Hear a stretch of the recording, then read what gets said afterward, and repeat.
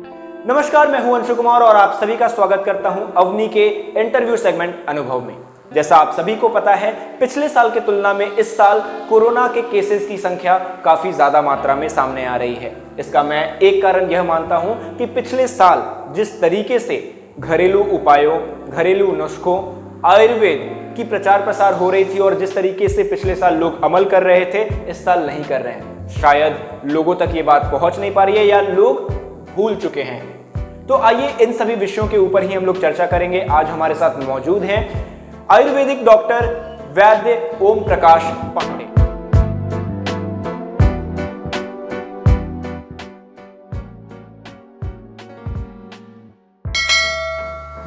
मैं वैद्य ओम प्रकाश पांडे आयुर्वेद चिकित्सक के रूप में यहाँ राजा बाजार पिलर नंबर 83 के पास हमारा क्लिनिक है। सर, अभी जैसा सबको पता है कि पूरे विश्व में ये कोरोना वैश्विक महामारी जो है बहुत बड़ा प्रकोप फैला रहा है। तो मैं आपसे जानना चाहूंगा कि आपके नज़र में ये असल में कोरोना वायरस है क्या?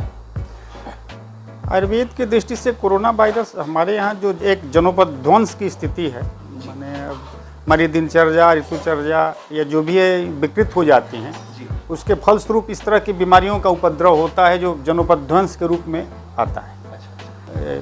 जानकारी आई है, आयुर्वेद में इस तरह की बातें आई हैं। तो सर, मैं ये जानना चाहूँगा कि इससे बहुत ज़्यादा लोग डर रहे हैं, तो इससे इतना ज़्यादा डरने की क्या आवश्यकता है और इसका क्या प्रकोप अभी? ऊर्ध्व क्षेत्रों में ही, नशा क्षेत्रों में, गला में, छाती में इसका दुष्प्रभाव अधिक हो रहा है। जी। तो इसके बचाव के लिए हम क्या कर सकते हैं? और अभी तक इसका कोई सार्थक इलाज नहीं है।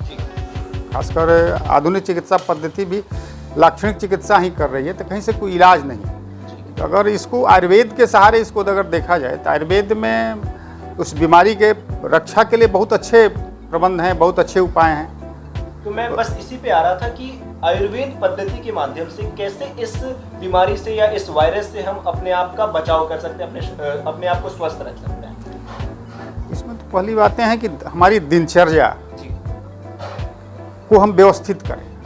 अगर हम सुबह सूर्योदय से पहले जगें,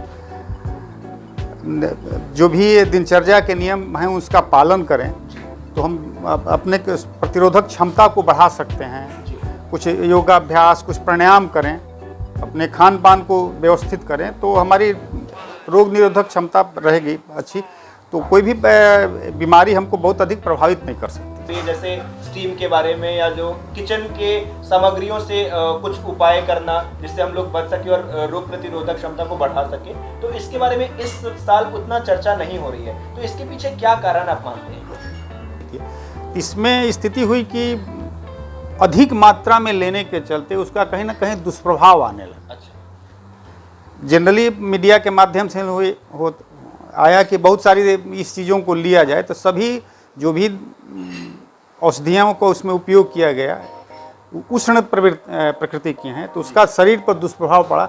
इसका एक गलत मैसेज भी गया कि अगर इस तरह का हम लेते हैं तो इसका कब्ज होने की शिकायत, उष्णता, शरीर में उष्णता बढ़ने की शिकायत है। तो अभी थोड़ा लोग भयभीत हो गए हैं उसके चलते, लेकिन अभी जनरली लोग ले रहे हैं।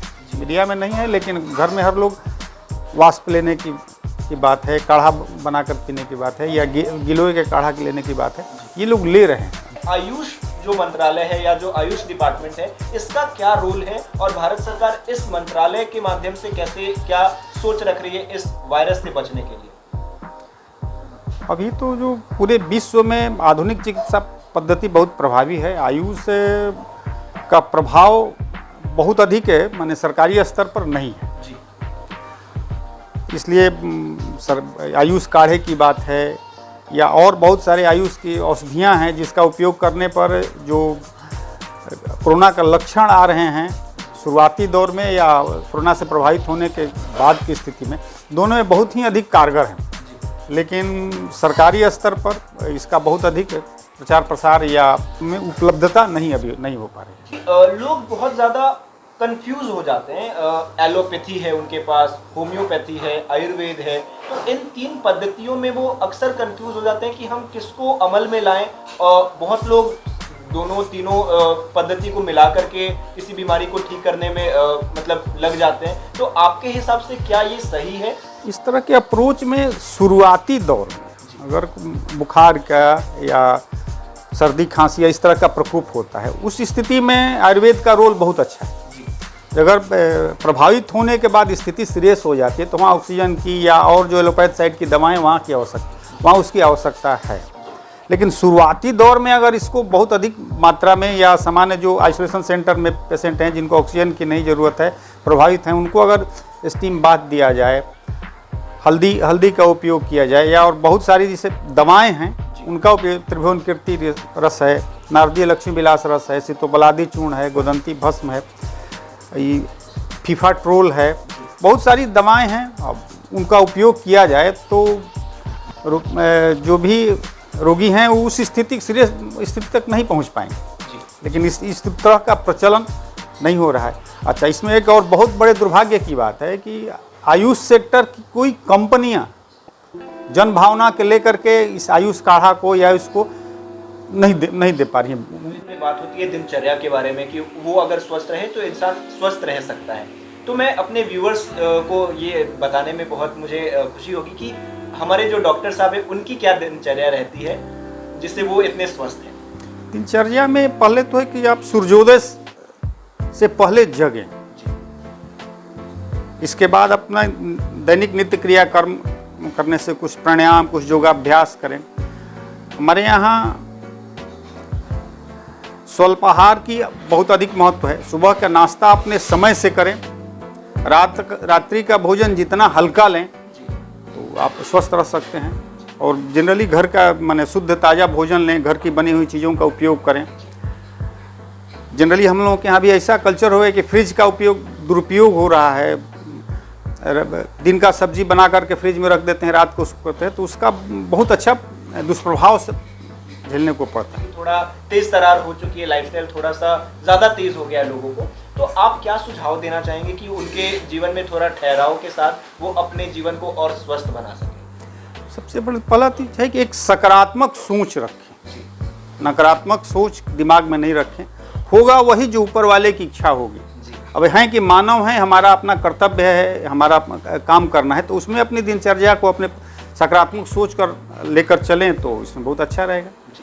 और डॉक्टर जी, मैं ये भी मतलब देख पा रहा हूँ कि हमारे आसपास जो नए बच्चे हैं, जो नई जनरेशन के लोग हैं, जो मेडिकल लाइन में कुछ करना चाह रहे हैं, उनमें आयुर्वेद को लेकर उतनी जागरूकता नहीं है।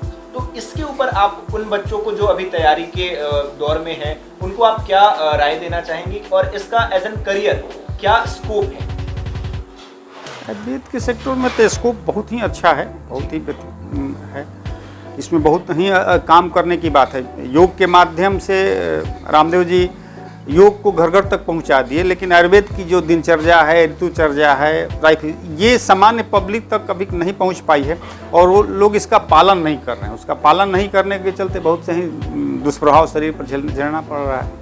तो हम मान सकते हैं कि ब्रांडिंग का थोड़ा सा इसमें कमजोर करी है। अगर ब्रांडिंग और मार्केटिंग आयुर्वेद का सही तरीके से हो जाए तो ये घर घर तक पहुंच सकता है प्रसार के माध्यम से। इसमें तो है ही ब्रांडिंग के महत्व अभी के, और इसका प्रचार भी लोगों को जागरूकता फैलेगी। अगर इस तरह की कंपनियों के माध्यम से एक जन सेवा भी होगा और आयुष काढ़ा को बना करके उसका एक कप जो है जितने हैं उनको वहाँ दिया जाए, एक कप सुबह एक कप शाम।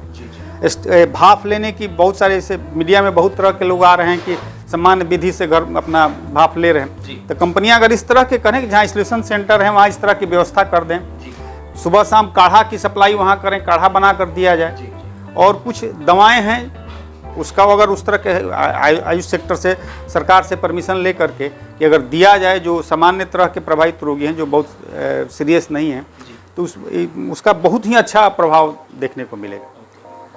तो दोस्तों, ये हैं हमारे साथ वैद्य ओम प्रकाश पांडे सर, और इन्होंने बहुत कुछ हमें आयुर्वेद के बारे में बताया और हमारे दिनचर्या के बारे में बताया और कैसे हम अपने जीवन को बहुत ही सकारात्मक सोच के साथ स्वस्थ रह सकते हैं इसके बारे में भी बताया। और लोगों को ये भी बताया कि आयुर्वेद जो एज एन करियर ऑप्शन भी बहुत ही इसमें ज़्यादा स्कोप है। तो जो भी मेडिकल स्टूडेंट्स अगर इस इंटरव्यू को देख रहे हैं तो वो ज़रूर आयुर्वेद को अपना एक ऑप्शन लेकर के ज़रूर चलें। तो दोस्तों आशा करते हैं आपको ये कॉन्वर्सेशन पसंद आया हो और आपको इससे बहुत कुछ वैल्यू ऐड अपने जीवन में करने को मिला हो और आप बहुत कुछ सीखे हो। तो अगर आपको ये वीडियो अच्छा लगा तो इसको लाइक करें, अपने दोस्तों के साथ शेयर करें और कमेंट करके बताएं कि आपने इस वीडियो से क्या क्या सीखा और नए